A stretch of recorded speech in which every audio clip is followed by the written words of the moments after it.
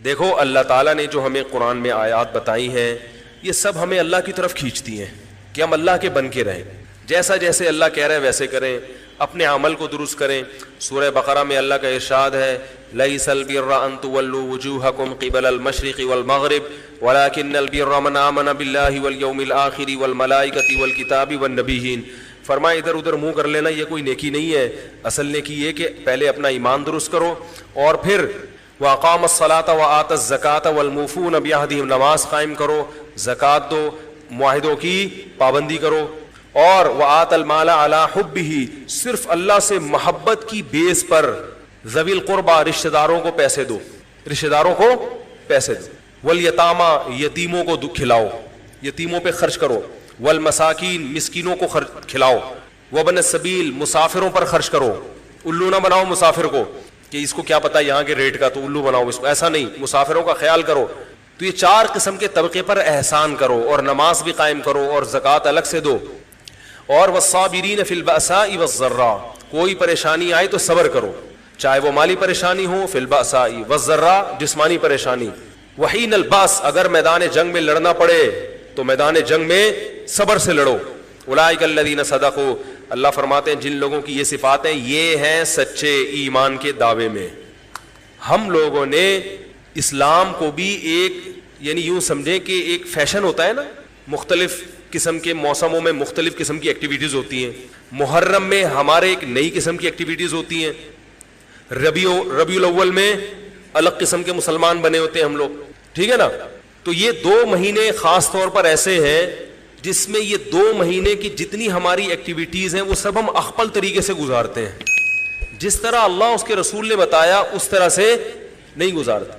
اسلام میں کسی کی یوم ولادت یا یوم شہادت یا یوم وفات اس کو کوئی اہمیت نہیں دی گئی ہے، اگر دی گئی ہوتی تو سب سے پہلے محمد صلی اللہ علیہ وسلم کا یوم وفات کا دن ایسا تھا کہ اس پہ ہمیں غم منانے کا حکم دیا جاتا، اور یوم ولادت ایسی تھی جس پہ ہمیں خوشی منانے کا حکم دیا جاتا، کہیں بھی نہیں ملتا ہمیں۔ بعض حضرات یہ کہتے ہیں کہ آپ صلی اللہ علیہ وسلم کو خواب آیا تھا جس میں بتایا گیا کہ آپ کے نواسے حضرت حسین جو جنت کے سرداروں کے جنت کے نوجوانوں کے سردار ہیں ان کو آپ کی امت شہید کرے گی، تو آپ بلک بلک کے رونے لگے۔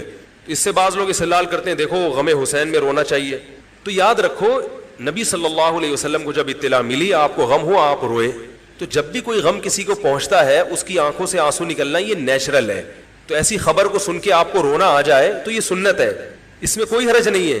لیکن کیا ہر سال نبی صلی اللہ علیہ وسلم جس دن یہ خواب آیا تھا تو اگلے سال اسی تاریخ میں دوبارہ روئیں، پھر اسی تاریخ میں دوبارہ روئیں؟ بھائی جب غم کی خبر ملی تو روئے آپ صلی اللہ علیہ وسلم۔ حضرت جعفر طیار آپ کے چچا زاد بھائی، ان کی شہادت کی آپ کو اطلاع ملی تو بھی آپ کے آنکھوں سے آنسو جاری ہوئے، تو کیا اب حضرت جعفر کے غم میں رونا بھی سنت ہوگا؟ بولو نا بھائی۔ اگر آپ صلی اللہ علیہ وسلم حضرت عثمان کے دور میں زندہ ہوتے اور اس طرح بے دردی سے حضرت عثمان کو شہید کیا جاتا تو کیا آپ نہ روتے ہے بھائی؟ تو پھر حضرت عثمان کی یوم شہادت پہ رونا بھی کیا ہے؟ سنت ہونا چاہیے نا۔ حضرت عثمان کی شہادت کی نبی کو اطلاع ملی تھی، وہ جھوٹی افواہ تھی۔ صلح حدیبیہ کے موقع پر آپ صلی اللہ علیہ وسلم نے حضرت عثمان کو قاصد بنا کے بھیجا، اطلاع ملی کہ ان کو شہید کر دیا، آپ ایسا درد اور ایسا غضبناک ہوئے کہ آپ نے 1400 صحابہ سے موت پر بیعت کی۔ تو جب آپ کو سچی مچی کی اطلاع ملتی کہ واقعی ابھی تو افواہ تھی، یقین نہیں تھا، جب آپ صلی اللہ علیہ وسلم کو حقیقت میں اطلاع ملتی کہ آپ شہید ہو گئے تو کیا آپ نہ روتے؟ آپ صلی اللہ علیہ وسلم کو اپنی نواسی آپ کی گود میں تھی، اس کا انتقال ہوا، آپ کی آنکھوں سے آنسو جاری ہوئے۔ صحابہ نے کہا یا رسول اللہ آپ تو ہمیں صبر کی تلقین کرتے ہیں، آج آپ رو رہے ہیں، تو فرمائیے اللہ کی رحمت ہے، یہ تو اللہ کی رحمت ہے بھائی، اولاد ہے میری۔ تو کیا جب حضرت وہ جو آپ صلی اللہ علیہ وسلم کی نواسی کے انتقال کی تاریخ آئے گی تو ہم سب روئیں گے بیٹھ کے؟ بولو نا بھائی۔ تو کہاں کی کہاں لگا دیتے ہیں۔ دیکھو ہر بدعت کو جائز کرنے کے لیے نا کچھ دلیل ہر ایک کو مل جاتی ہے۔ تو میں بار بار کہتا ہوں جو شیعہ حضرات ہیں ان کا مسلک ہے، وہ تو صحابہ کو نہیں مانتے، تو ان کا جو مسلک ہے ان کو کرنے دیں، ان کے کام میں ٹانگ نہ اڑائیں، نہ ان سے بحث کریں، نہ ان کے کام میں ٹانگ اڑائیں۔ بولے بھائی آپ کا مسلک ہے آپ کریں۔ میں کہتا ہوں جو سنی لوگ ہیں جن کے اصول ہی الگ ہیں ان سے، وہ یہ سب کیوں کر رہے ہیں؟ بھائی یا تو ادھر ہو جاؤ شیعہ بن جاؤ, کس نے روکا ہے؟ کوئی گورنمنٹ کی طرف سے پابندی تھوڑی ہے, کوئی پابندی نہیں ہے. آپ شیعہ بن جائے کوئی نہیں روکے گا آپ کو. کوئی شیعہ سنی بننا چاہے اسے کوئی نہیں روکتا, کوئی سنی شیعہ بننا چاہے اسے کوئی نہیں روکتا. لیکن جب آپ سنی ہیں تو پھر آپ کو ان اصولوں پہ چلنا پڑے گا جو اہل سنت والجماعت علماء نے بتائے ہیں. اہل سنت والجماعت کے ہاں رونا عبادت نہیں ہے. ہاں آپ نے کسی دن کربلا کا واقعہ سنا, چاہے محرم میں سنا, ربیع الاول میں سنا, حضرت حسین رضی اللہ تعالیٰ عنہ کی ایک جو دردناک شہادت کا واقعہ آپ نے سنا, آپ کو رونا آ گیا, تو یہ عین ایمان کی علامت. میرے بیان اب ویڈیو ریکارڈ ہوتے ہیں, پہلے ریکارڈ نہیں ہوتے تھے, آڈیو چلتے تھے. تو میں نے 2 دفعہ زندگی میں پہلی دفعہ جب یہ واقعہ بیان سنا, بیان کے دوران میں بھی رو رہا تھا اور سننے والے بھی رو رہے تھے. نیچرلی آ گیا رونا. پھر دوبارہ میں نے یہ واقعہ بیان کیا, مجھے بھی رونا آ گیا اور سننے والوں کو بھی آ گیا. یہ نیچرل جو آ گیا. لیکن اگر میں اس لیے بیٹھوں کہ میں روؤں, آج میں پروگرام ہے باقاعدہ, بولو بھائی, رونے کا, اور آپ کو بھی رلاؤں گا, اور وہ محرم کا واقعہ میں اگر ربیع الاول میں بیان کروں گا تو رونا آ گیا مجھے. تو جو خود سے کسی کا واقعہ سن کے رونا آ جائے اس پہ پابندی نہیں ہے, بلکہ اہل بیت سے محبت کی علامت ہے. لیکن یہ واقعہ جب ہم نے بیان کیا حضرت حسین کا تو مجھے رونا آیا. بالکل اسی طرح رونا جب حضرت عثمان کا واقعہ بیان کیا تو بھی آیا. ظلم تو ان پر بھی ہوا تھا, کوئی کم تھوڑی ہوا تھا. بلکہ مجھے یاد ہے جب میں نے پہلی دفعہ نبی صلی اللہ علیہ وسلم کی سیرت پڑھی, بالکل چھوٹا بچہ تھا میں اس وقت, میری عمر 9 یا 10 سال ہوگی, اور وہ آپ صلی اللہ علیہ وسلم کی وفات کا واقعہ لکھا تھا. تو اتنے بچے میں تو اتنی سمجھ نہیں ہوتی, لیکن جب مجھے یاد ہے میں پڑھ رہا تھا تو مسلسل آنکھوں سے آنسو بہ رہے تھے. ایسا دردناک واقعہ نبی صلی اللہ علیہ وسلم کی وفات کا. تو وہ تو کسی کے بھی وفات کی خبر جب ہم سنتے ہیں تو نیچرلی رونا آتا ہے انسان کو. کبھی وہ انسان کوشش تو برداشت کرنی چاہیے, لیکن اب ہمارے ہاں واقعات سنا کے باقاعدہ رونے کے پروگرام ہوتے ہیں. یہ اسلام کی تعلیمات نہیں ہے, یہ اسلام کی تعلیمات نہیں ہے, کیونکہ اسلام میں صبر کا حکم ہے. جو خود سے رونا آ جائے نا انسان کو تو وہ ایک نیچرلی ہے. اور کربلا کا واقعہ صرف اس نیت سے بیان کرنا کہ تاکہ میں بھی روؤں آپ بھی رو, یہ غلط ہے. اہل سنت والجماعت کے ہاں یہ اسلامی تعلیمات کے منافی ہے. سمجھ میں آ رہی ہے بات کہ نہیں آ رہی؟ اور کسی مخصوص دن کے ساتھ تو ویسے بھی خاص نہیں ہے یہ. اور ویسے بھی شریعت میں صحیح بخاری مسلم کی حدیث ہے, آپ صلی اللہ علیہ وسلم نے نوحہ کرنے والی عورتوں پہ لعنت, نیاحہ کہتے ہیں چیخنا چلانا. آپ کو پتہ ہے زمانے جاہلیت میں جب کسی کی میت ہوتی تھی تو باقاعدہ پیسے دے کے عورتوں کو رلوایا جاتا تھا, پیسے دے کے. آج بھی بہت جگہوں پہ یہ ہو رہا ہے, پیسے دے کے رلوایا جاتا ہے. تو نبی نے تو ان عورتوں پہ لعنت کی ہے جو فری میں روتی ہیں, پیسے دے کے نہیں, جو فری میں میت پہ روتی ہیں. اور چیخ چلا کے رونا تو ویسے ہی حرام ہے اسلام میں. میت پہ جب بھی نبی صلی اللہ علیہ وسلم روئے ہیں آپ کی آنکھوں سے آنسو, بس چیخ چلا کے نہیں روئے ہیں. حضرت جعفر طیار بھی تو اہل بیت میں سے تھے. جب شہید ہوتے ہیں آپ کی 4 جوان بیویاں بیوہ ہوتے ہیں, چھوٹے چھوٹے بچے یتیم ہو جاتے ہیں, تو ان کی بیویاں جب روتی ہیں تو گھر سے باہر آواز آتی ہے. آپ نے پہلی دفعہ سمجھایا جا کے کہ ان سے بولو اپنی آوازوں کو پس کرو. جب دوبارہ تو آپ نے فرمایا منہ پہ خاک پھینک دو جا کے. حالانکہ ان کا جو رشتہ حضرت جعفر طیار سے تھا وہ ہمارا نہیں ہے, ہم تو بہت دور کے ہیں.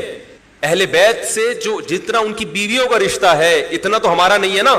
ان کو چیخ کے رونے کی اجازت نہیں دی. اور آج ہمارے یہاں کیسے ہوتا ہے, ہاں ہاں ہو چیخ رہے ہیں, پیٹ رہے ہیں.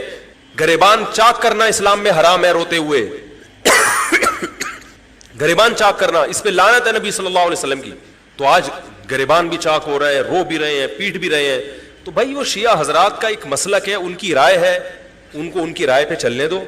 آپ جو اہل سنت والجماعت کو فالو کرتے ہو تو یا تو ادھر ہو جاؤ یا ادھر ہو جاؤ, درمیان میلہ لٹکو. درمیانی آدمی کہیں کبھی نہیں ہوتا. درمیان کی جو جنس ہے وہ کہیں کی ہوتی ہے. وہ بیچارہ نہ مرد سے شادی کر سکتا ہے نہ عورت سے. وہ کہتا ہے یا اللہ اگر مجھے آپشن دیتا یا تو ادھر کر دیتا, یا وہ تو ایک اللہ نے آزمائش بنا دی اس کو بیچارے کو, وہ آزمائش ہے, اسی آزمائش پہ اس کو قیامت کے دن اجر ملے گا. لیکن اپنے اختیار سے انسان بیچ کا بننے کی کوشش کرے یہ ٹھیک نہیں ہوتا. اپنے اختیار سے یا تو شیعہ بن جاؤ یا پورے سنی بن جاؤ. تو اہل سنت حدیث کی کتابوں کو فالو کرتے ہیں, اور جو ہماری بخاری مسلم ہے شیعہ حضرات نہیں مانتے ان کتابوں کو, وہ نہیں فالو کرتے ان کو. تو ہم تو ان کو فالو کرتے ہیں. اگر آپ کہتے ہو میں نہیں مانتا ان حدیثوں کو تو پھر بہت ساری چیزیں اور بھی ہیں وہ بھی چھوڑ دو. پھر آپ سمجھ میں آ رہی ہے بات, پھر وہ بھی چھوڑ دو. تو ہم تو ان کتابوں کو فالو کرتے ہیں. ہمارے نبی صلی اللہ علیہ وسلم کے احکام ہیں میت پہ رونا پیٹنا منع.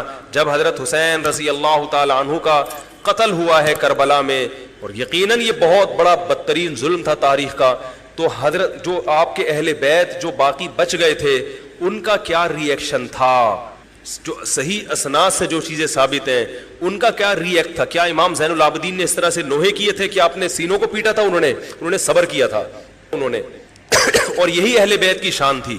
تبھی تو قرآن کے الفاظ کیا ہیں کہ نیکی صرف یہ نہیں ادھر ادھر منہ کر کے نمازیں پڑھ لو, بلکہ والصابرین فی البأساء, جو پریشانیوں کے وقت کیا کرتے ہیں, صبر. تو ہماری نظر میں حضرت حسین کا قتل بھی ایک بہت بڑی ٹینشن, بہت بڑی پریشانی, مگر اس پر ہمیں صبر کا حکم ہے. اگر ہمارے اندر انتقام کی طاقت ہوتی تو انتقام لے لیتے. ہم جو بھی قاتلان حسین تھے ہمیں پتہ چلتا کہ یہ ہے, ہم انتقام لیتے ان سے. اگر انتقام نہیں لے, وہ تو چلے گئے دنیا سے اپنے ٹھکانوں کو, جو جس نے جہنم رسید ہونا تھا وہ تو جہنم رسید ہو چکا ہے. اور اللہ نے حضرت حسین رضی اللہ تعالی عنہ کو شہادت کی برکت سے جنت کے جوانوں کا سردار بنا دیا ہے. تو جس کا جو ٹھکانہ تھا, جس ملعون نے جہاں جانا تھا وہ چلا گیا.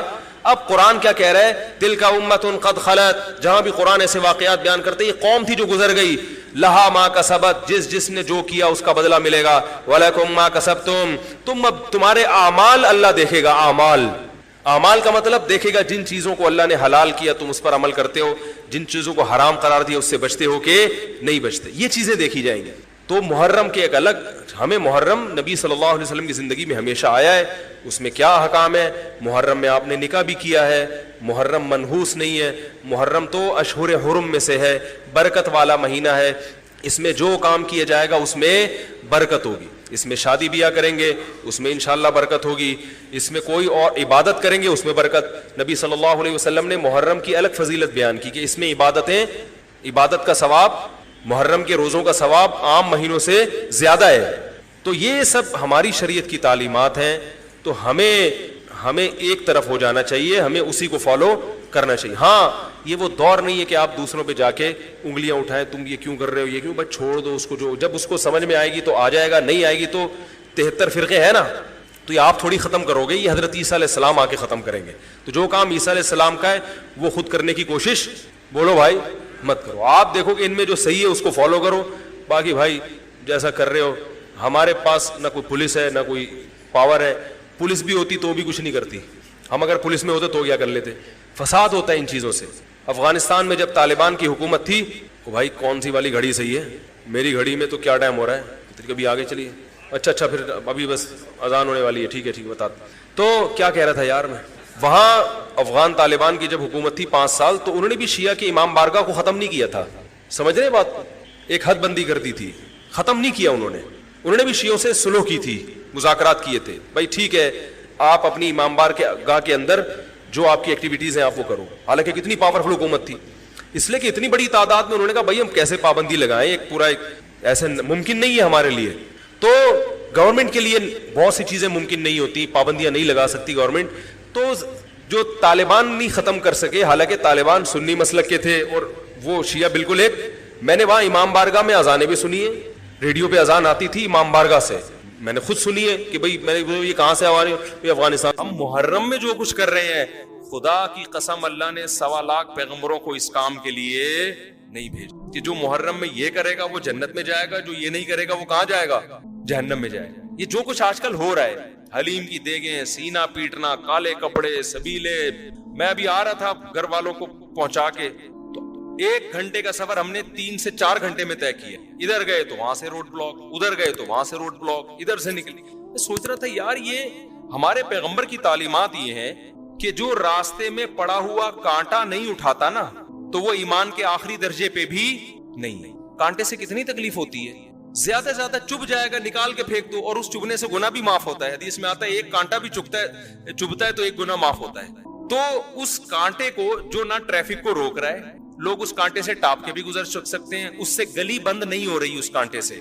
وہ اگر پڑا ہوا ہے نا اور آپ اٹھاتے نہیں ہو اس کانٹے کو, تو پیغمبر کے مطابق آپ ایمان کے آخری درجے پہ بھی نہیں ہو. حدیث میں آتا ہے ایمان کے نا 70 سے زیادہ شعبے ہیں, سب سے اعلیٰ شعبہ تو کلمہ توحید ہے, اس سے بڑی اسلام میں کوئی نیکی نہیں ہے. سب سے کم درجہ کیا ہے؟ اماطۃ الاذی عن الطریق، راستے میں کوئی بھی تکلیف دہ چیز ہے، کانٹا پڑا ہوا ہے، کوئی پتھر رکھا ہوا ہے، اس کو راستے سے ہٹا دینا، ڈالنا نہیں، راستے سے۔ یہ بہت اہم حدیث ہے، بس یہ بیان کر کے میں بیان ختم کرتا ہوں۔ اس کو راستے سے اگر آپ نے نہیں ہٹایا تو اس کا مطلب آپ ایمان کے 73ویں مقام پر بھی نہیں، بے ایمان ہو۔ سیدھا سیدھا ترجمہ یہ ہوگا حدیث کا، وہ بے ایمان ہے، وہ اسلام کے دعوے میں سچا نہیں ہے، وہ جھوٹ بولتا ہے کہ میں مسلم ہوں، کیونکہ مسلم ہونے کے لیے کچھ تو کرے نا۔ دیکھو ایک آدمی کہتا ہے میں ہندو ہوں، نہ وہ گائے کا پیشاب کو مقدس سمجھتا ہے، نہ وہ گائے کو مقدس سمجھتا ہے، نہ وہ کبھی مندر جاتا ہے، نہ کبھی کسی پنڈت سے وہ جو بھی ہوتا ہے جا کے ان کی آشیرواد لینا کہلاتا ہے، کیا کہتے ہیں وہ بھی نہیں کرتا، نہ وہ ہولی وہ جو ان کی جو ہوتا کچھ بھی نہیں کرتا۔ تو ہندو کہیں گے تو بھائی تو کس بات کا ہندو بنا ہوا ہے؟ کہیں گے نا کچھ تو تھوڑا سا تو ایسا کر، کوئی لک تو آئے نا، تھوڑا سا ہندو لگے تو۔ ایک عیسائی ہے، نہ وہ عیسیٰ کو نبی مانتا ہے، نہ وہ بائبل کو کبھی زندگی میں پڑھتے ہوئے دیکھا، نہ کبھی زندگی میں اس کو کسی نے چرچ جاتے ہوئے دیکھا، اور نہ کبھی اس کو کرسمس مناتے ہوئے دیکھا۔ لوگ پوچھتے ہیں تیرا مذہب کیا ہے، وہ کہیں گے وہ کہتا ہے عیسائی، تو کہیں گے یار کچھ اور مذاق کر لے ہمارے ساتھ، یہی کہیں گے نا، یہ بھی مذاق کا ٹائم نہیں ہے، یہی کہیں گے نا کہ کچھ تو عیسائی شو کرنے کے لیے کبھی تو چرچ چلا جا تو، یا کرسمس ہی میں شو کر دے کہ میں کرسچن ہوں، تو کبھی تو کچھ تو ایسا دکھانا جس سے لگے کیا ہے تو۔ ہر مذہب میں کچھ نہ کچھ ایسا مذہب والے کرتے ہیں کہ کوئی پورا فالو کر رہا ہے، کوئی آدھا کر رہا ہے، کوئی 1% کر رہا ہوتا ہے، تو کچھ تو ہوتا ہے نا۔ تو پیغمبر صلی اللہ علیہ وسلم کی جو حدیث ہے نا، اس کا مفہوم کیا ہے کہ جس میں اتنی بھی سینس نہیں ہے، لوگوں کے ساتھ خیر خواہی کا اتنا بھی جذبہ نہیں ہے۔ ہم یہ نہیں کہہ رہے کہ روزانہ لوگوں کو کھانا کھلاؤ، دیگے کھلاؤ، وہ بھی اسلام کا حکم ہے، لیکن اگر کچھ بھی نہیں کر رہا تو آخری درجہ جس سے وہ کم از کم یہ کہہ سکتا ہے کہ آئی ایم اے مسلم، میں کیا ہوں؟ یہ مسلم۔ تو میں یعنی اتنا دکھانے کے لیے نا، آخری مقام یہ کہ کمبخت جب تو راستے میں جا رہا ہے نا اور کانٹا نظر آئے، تجھے پتا ہے کسی کے چبھ سکتا ہے، یہ کوئی پتھر نظر آیا تجھے پتا ہے کہ یار کسی کی ٹھوکر لگ جائے گی، اس کو اٹھا کے، ہم یہ نہیں کہہ رہے کہ عیدی سینٹر میں جمع کراؤ جا کے، اس کو اٹھا کے تھوڑا کیا کر دو، سائڈ پہ کرو۔ اتنا بھی اگر تمہارے اندر جذبہ نہیں ہے تو اس اپنے آپ کو مسلم کہنے کے تکلف کی بالکل ضرورت نہیں ہے۔ سمجھ میں آ رہی ہے بات کہ نہیں آ رہی؟ یہ حدیث کا صحیح ترجمہ کر رہا ہوں میں، صحیح حدیث کا صحیح ترجمہ۔ اب آپ مجھے ایک بات بتاؤ، اس کانٹے سے گلی بند ہو رہی تھی؟ بولو نا۔ ٹریفک جیم ہو رہا تھا اس سے؟ کسی عورت کا حمل ضائع ہو رہا تھا اس میں؟ کوئی ہارٹ پیشنٹ ہسپتال پہنچنے سے پہلے مر رہا تھا؟ کچھ بھی نہیں ہو رہا تھا، اور وہ پھینکا بھی نہیں آپ نے، پھینکا کسی اور نے۔ حدیث میں کسی اور کی بھی غلطی تلافی کون کرے گا؟ آپ۔ وہ بے وقوف ہے تو آپ تھوڑی بے وقوف ہے۔ اس کانٹے کو اگر آپ نے راستے سے نہیں ہٹایا، اس پتھر کو سائڈ پہ نہیں کیا، تو حدیث کے مطابق آپ کیا ہیں؟ صحیح ترجمہ یہ ہو کہ بے ایمان ہے آپ۔ مجھے بتاؤ، جو کانٹا پھینک رہا ہو راستے میں وہ کیا ہوگا؟ جو ہٹا نہیں رہا، ایک وہ ہے جو ہٹائے بغیر گزر جاتا ہے، لیکن دوسرا وہ ہے جو راستے میں کانٹا کیا کر رہا ہے؟ پھینک رہا ہے، جو باقاعدہ کیلے کا چھلکا راستے میں پھینکتا ہوا جا رہا ہے، یا جو راستے میں پتھر لا کے رکھ دیتا ہے، وہ ایمان والا ہو سکتا ہے؟ بولو نا بھائی۔ یہ تو اس سے بھی زیادہ بدبخت ہے کہ جو کانٹا پراپر طریقے سے پھینک رہا ہے باقاعدہ۔ نبی تو جو نہ ہٹائے اس کو مومن نہیں کہہ رہے، جو پھینکے وہ کہاں سے مومن ہو گیا؟ اور آپ بتاؤ جو وہ کام کرے، حالانکہ اگر کوئی کانٹا پھینک کے چلا جاتا ہے اس سے بھی ٹریفک جیم نہیں ہوتا، ایک گلی بھی بند نہیں ہوتی، گلی میں بھی محلے میں لوگ زیادہ زیادہ کانٹا پھلانگ کے چلے جائیں گے، کوئی بڑا نقصان نہیں ہو رہا۔ بہت بڑا نقصان یہ ہوگا کہ وہ لگ جائے گا کسی کے، یہی ہوگا، اس سے زیادہ کچھ نہیں، وہ تو نکال کے پھینک دے گا باہر، یہی ہوگا نا۔ جناب مجھے بتاؤ، ایسی ایکٹیویٹیز ربیع الاول ہو یا محرم ہو یا سفر ہو یا کوئی بھی ہو، میرا مقصد کسی مکتبہ فکر پہ طنز کرنا نہیں ہے، میرا مقصد اسلام بتانا ہے۔ وہ میں کروں تو بھی غلط ہے، وہ شیعہ کریں تو بھی غلط، وہ بریلوی کریں تو بھی غلط، وہ اہل حدیث کریں تو بھی غلط، وہ دیوبندی کرے تو بھی غلط، وہ کوئی بھی کرے تو بھی غلط ہے۔ وہ کیا ہے؟ ایسا کام کرنا جس سے راستے کیا ہو جائیں؟ بند ہو جائیں، جس سے آپ کے پورے ملک کا نظام کیا ہو جائے؟ معطل۔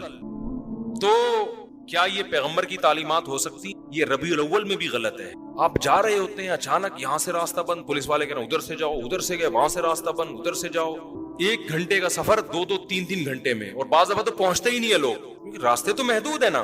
تو یہ جو ہم گلیاں بند کروا رہے ہیں، پوری روڈیں جام کروا رہے ہیں، یا تو آپ کہہ سکتے ہیں کوئی بڑا مطالبہ ہو نا آپ کے پیش نظر، تو بڑی مصیبت سے بچنے کے لیے اسلام کہتا ہے چھوٹی مصیبت کو برداشت کیا جائے۔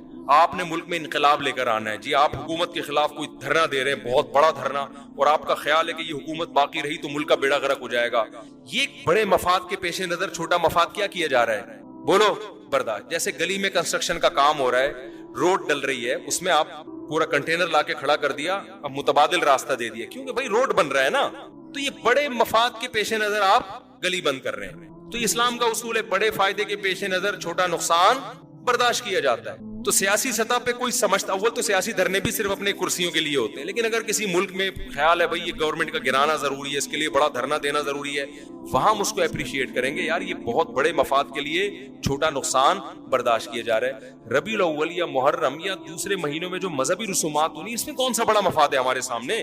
اس میں ہم کیا دے رہے ہیں انسانیت کو؟ کیا حضرت حسین کی یہ تعلیمات ہیں؟ کیا رسول اللہ صلی اللہ علیہ وسلم کی یہ تعلیمات ہیں جو ہم ربیع الاول میں کر رہے ہوتے ہیں, جو محرم میں کر رہے ہوتے ہیں؟ کیا صحابہ کرام کی یہ تعلیمات ہیں؟ وہاں تو اس کا خیال کیا جا رہا ہے کہ تہجد کے وقت نبی صلی اللہ علیہ وسلم اٹھتے ہیں, اس کا خیال کرتے ہیں آپ کی کسی زوجہ کی آنکھ نہ کھلے. آپ جب گھر میں داخل ہوتے رات کے وقت سلام اتنی آہستہ آواز سے کرتے کہ کوئی جاگ رہا ہے تو جواب دے دے, سو رہا ہے تو اس کی آنکھ نہ کھلے. اور یہاں آپ دیکھیں ادھر روڈ بلاک, ادھر روڈ, اور یہ سب چیزیں مذہب کے نام پہ ہو رہی ہیں. چائنا میں یہی ہوا, چائنا میں مذہبی آزادی دی گئی, مسلمانوں نے ناجائز فائدہ اٹھایا, دھرنے جلوس, یہ چائنا نے پابندی لگا. کیا لگ گئی وہ پابندی؟ تو اسلام تو میرے بھائی اتنا خیال کر رہا ہے کہ کسی کے کانٹا اگر چبھ گیا نا تو اللہ آپ کے ایمان کو ایمان قرار نہیں دیتا. آپ کی مسٹیک ہے, حالانکہ پھینکا نہیں, آپ نے اٹھایا کیوں نہیں؟ جو کرنے کے کام ہے وہ کیے نہیں جا رہے. کرنے کے کام کیا ہے؟ کلوا من الطیبات, کھاتے ہوئے دیکھو حلال کھا رہا ہوں کہ نہیں کھا رہا. وَاعْمَلُوا صَالِحًا, عمل کرتے ہوئے دیکھو جائز عمل کر رہا ہوں کہ ناجائز کر رہا ہوں. اسی پہ پورا اسلام ہے. انہی دو چیزوں کا نام اسلام ہے. قیامت میں انہی کے بارے میں سوال ہوگا, اس کے علاوہ کسی اور چیز کے بارے میں آپ سے سوال بولو نہیں ہوگا. اگر آپ کسی اور طرح سے تیاری کر رہے ہیں اپنے آپ کو عاشق رسول یا عاشق اہل بیت کہنے کے لیے, تو یہ آپ کا درد سر ہے. اللہ آپ سے اس پیپر کے بارے میں سوال پوچھے گا جو اللہ نے آپ کو دیا. آپ ایگزامینیشن ہال میں بیٹھے ہو, فزکس یا کیمسٹری کا پیپر ہے, وہ پیپر آپ کے سامنے آیا کہ جی اس کے 100 نمبر, اس کے 100 نمبر. آپ نے فزکس کے علاوہ جو معلومات آپ کے پاس تھی نا میتھمیٹکس کی, وہ ساری آپ نے اس میں چھاپ دی. اور بڑی مشکل معلومات, آپ نے سی اے کیا ہوا تھا, بہترین اکاؤنٹنٹ تھے آپ نے اکاؤنٹنگ کی ایکویشنز اور اس کی جو وہ ایسی زبردست خاندانی 20 صفحے لکھ کے آگے, جو ایسی نالج لکھ کے آگے جو کسی کے پاس بھی نہیں تھی. ایگزامینر کیا کرے گا؟ آپ کو انڈا دے گا. آپ ایگزامینر کے پاس پہنچ گئے, یار میں نے اتنی محنت کی ہے, اتنا مشکل پیپر میں نے لکھ کے آیا ہوں, اور یہ میں سی اے کر کے میں نے یہ تیاری کی ہے. چارٹرڈ اکاؤنٹنٹ بننا کوئی آسان کام نہیں ہے. اس کے بعد میں نے یہ لکھا اور میں نے یہ کیا, اور وہ جو فزکس جو کر کے آئے وہ 2 منٹ کا کام تھا. ایکویشن انہوں نے یاد کی ہوئی تھی رٹا لگا کے, اور کچھ ایکویشن یاد کی ہوئی تھی, وہ سب کر آگے آ گئے. اور میری اتنی مشکل کام آپ نے 0 دیا. کہا بھائی آپ جو مرضی کر کے آئے ہو, ہم تو آپ سے وہ پوچھیں گے جو ہم نے آپ کو پیپر میں دیا تھا. ہر پیپر کے نمبر تھے, اس کا آپ نے جواب لکھا, تو آپ اپنی افلاطونیاں بخراتیاں جو مار کے آئے ہو یہ ہمارا ہیڈیک نہیں ہے. اس نے کہا ہم سے بھی اسی کے بارے میں سوال ہوگا, کیا خیال ہے؟ تو اللہ میاں جی جو ہمیں پیپر دیا ہے نا, اس میں محرم کے جلسے جلوس, بولو چپ ہو جاتے ہو, نہیں ہے. اس میں ربیع الاول کے جلوس اور کیک کاٹنا اور ڈسکو ڈانس جو ہو رہا ہے آج کل, وہ نہیں ہے. نبی سے محبت کا یہ والا طریقہ ایکسیپٹیبل ہے ہی نہیں قیامت کے دن. اللہ مانے گا ہی نہیں اس کو. اللہ کہے گا تمہاری, چاہے اس میں شہید ہو جاؤ آپ, ماتم کرتے کرتے خون نکلا مر گئے, کوئی شہادت نہیں ہے, خودکشی ہے. آپ کہہ سکتے ہیں اللہ میں حسین کے غم میں رو کے میں نے یہ سب کچھ کیا. اللہ کہیں گے تمہیں کس نے کہا تھا یہ کرو؟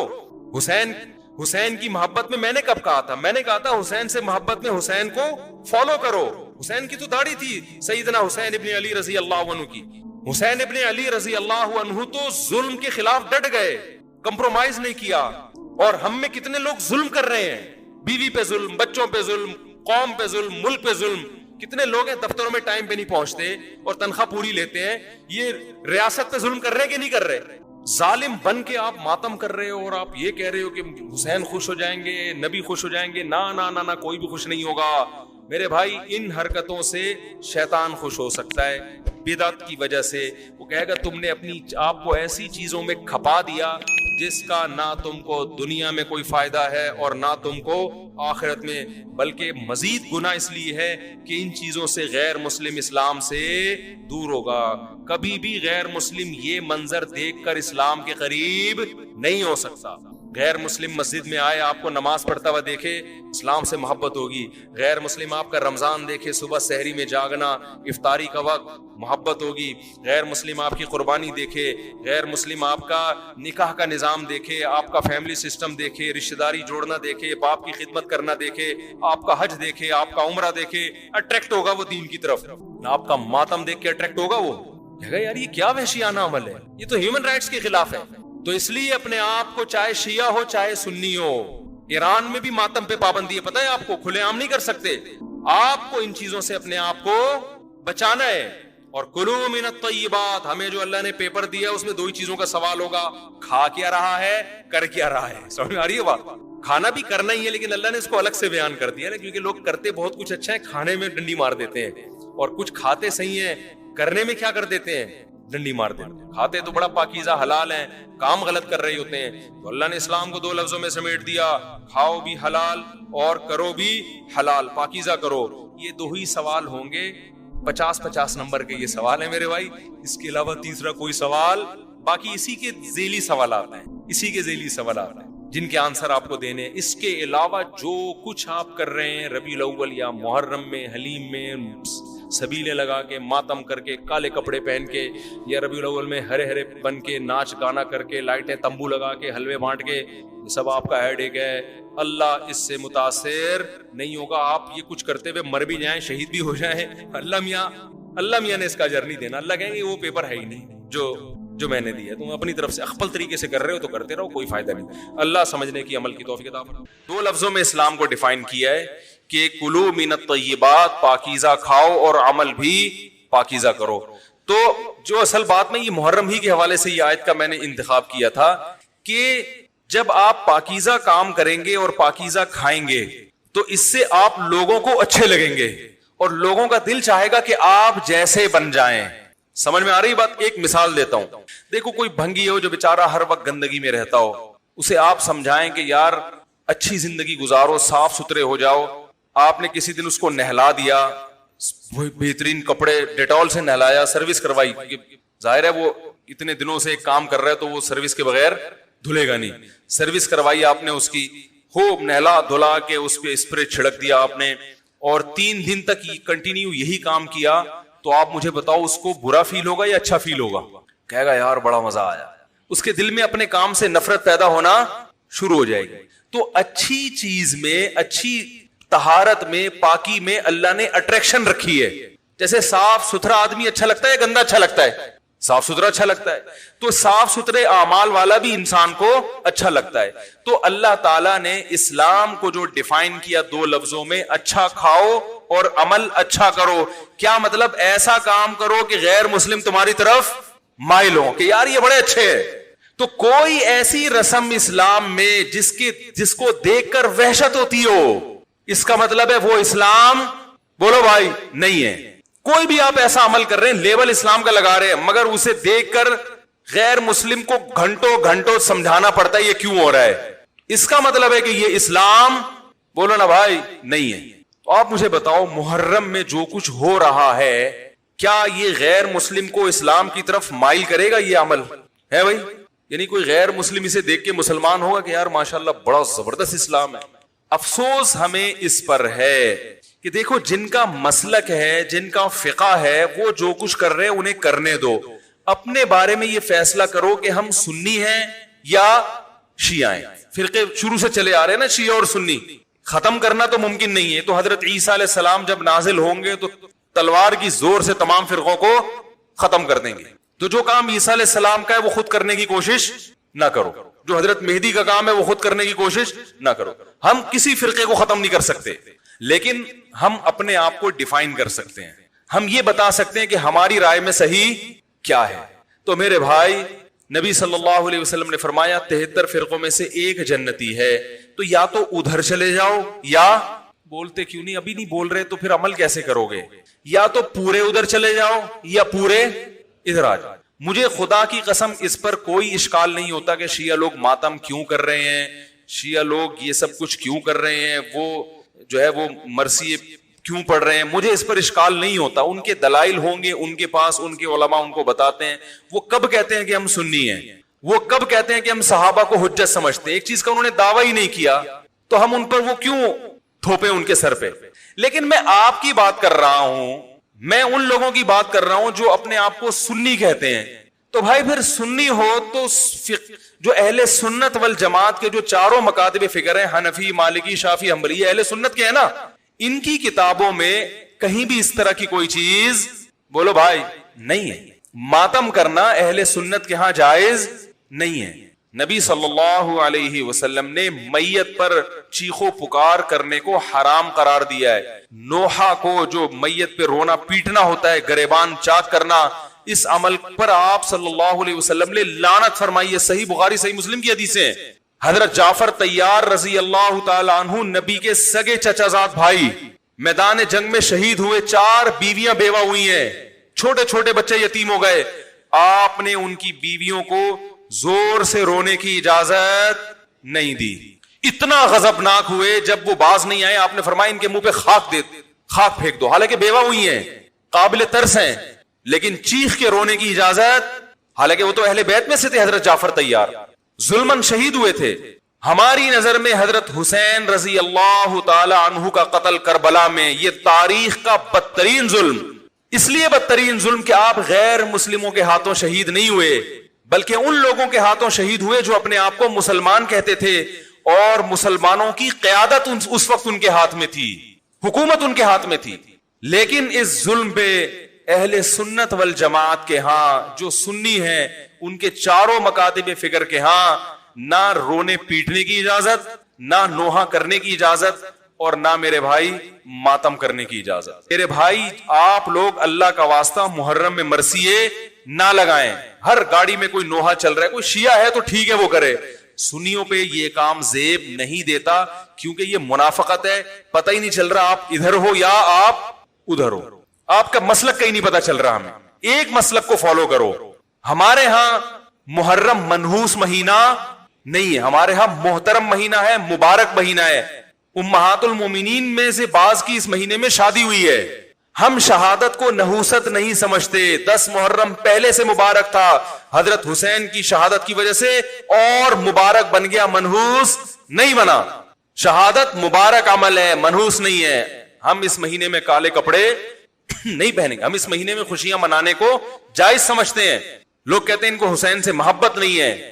محبت کا جو طریقہ حسین نے بتایا اس طریقے پہ عمل کرنا حسین سے محبت ہے. جو طریقہ حسین سے ثابت نہیں ہے اس طریقے پہ محرم کو منانا یہ محبت کا طریقہ ہماری رائے میں نہیں ہے. سمجھ میں آ رہی ہے بات کہ نہیں آ رہی ہے؟ اور ایک میں وضاحت کر کے بیان کو ختم کروں. بھائی یہ کوشش کریں گے نا اس کی. محرم نہ منحوس مہینہ ہے، نہ اس میں بلائیں نازل ہوتی ہیں، اس میں خوشیاں منانا بھی جائز ہے، اس میں نکاح کرنا، شادی کرنا بھی درست ہے. یہ جو مشہور محرم کی شادی ناکام ہوتی ہے 100% غلط ہے. جو شیعہ حضرات ہیں وہ بچیں اس سے. ہمارے ہاں یہ بالکل اس کی اجازت ہے. آپ محرم میں نکاح بھی کریں، محرم میں آپ اپنے بچوں کا عقیقہ بھی کریں، آپ اس جو ہے جو بھی خوشیاں ہیں آپ اس کی کریں، تاکہ اسلام کا جو رخ ہے نا، اسلام میں کوئی مہینہ منحوس نہیں ہے، تاکہ غیر مسلموں کے سامنے کم از کم ہماری طرف سے جو اسلام پیش ہو وہ یہ والا ہو، ان کی طرف سے وہ والا ہو. غیر مسلم کے پاس آپشن ہو کہ بھائی دیکھ لو ان میں جو اچھا لگتا ہے وہ والا اسلام آپ فالو کر لو. لیکن آپ بھی ویسے ہی بن گئے تو پھر اسلام کا ایک رخ جائے گا ان کے سامنے. سمجھنے کی نہیں سمجھ رہے؟ تو اس لیے یہ گھروں میں مرثیے نہ لگایا کریں. میتوں پہ نوحہ کرنا، غم منانا ہماری شریعت میں پسندیدہ. 3 دن تک تعزیت ہے بس، اس کے بعد نہیں. اور عورت کے لیے شوہر کے مرنے پر 4 مہینے 10 دن